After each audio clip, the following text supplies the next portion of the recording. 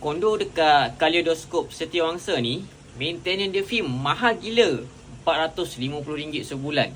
Tapi apa yang pemilik rumah dapat dengan bayar RM450 sebulan untuk maintenance fee?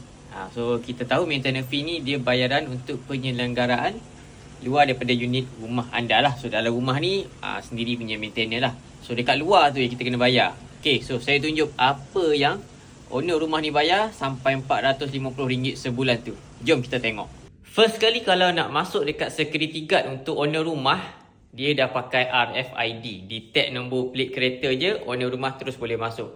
Tak perlu pakai kad, tak perlu pakai apa lagi, kad untuk touch semua tak adalah. Masuk, dia baca nombor plate kereta, terus boleh masuk. Untuk visitor pun sama. So owner boleh terus registerkan visitor guna apps di handphone. So visitor hanya buka je QR tu, tunjuk dekat guard, dan boleh terus pergi parking dekat visitor. So canggih kan. Kondo dekat Kaleidoskop ni dia low density. Satu floor ada 12 unit sahaja. Lift ada 3. So dia ada 2 side, sana dengan belakang. 6 unit rumah. So satu floor ni ada 12 unit. Satu bangunan ada 600 unit sahaja. Dan kalau duduk kondo ni, kita ada bilik sampah. So pemilik rumah tak perlu turun ke bawah untuk buang sampah sendiri dalam tong sampah. Ada dobi dekat level facility, khas untuk penduduk dalam rumah ni sahaja tau.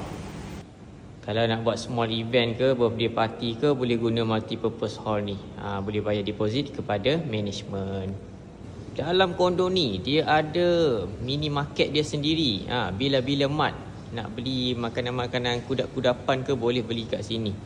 Dekat hujung ni pula ada kafe. So mungkin hari ni dia tutup. Kos yang anda bayar RM450 sebulan ni untuk jaga kebersihan kawasan ni semua ni. Dengan jaga kebersihan kolam ni sekali. Kolam ni nak kena cuci tau. Tengok view dia pun cantik. Okay, kolam dia bukan ada satu ni je, dia ada 2. Sebelah atas ni pun ada kolam lagi. Kalau tengok dia punya environment dia, inilah kegunaan dia. Tengok pokok ni pun cantik je, dia potong selalu. Ada orang jaga. Ada orang jaga, potong, kemas, buang-buang daun ni semua. Itulah yang kegunaan yang anda bayar untuk RM450 sebulan. Okay, tengok kolam dia. Ada kolam. Kat sini ada kolam lagi. Okay. Dekat sana tu ada lagi facility basketball court. Tempat nak santai-santai duduk dekat sini. Ini kalau waktu malam ni,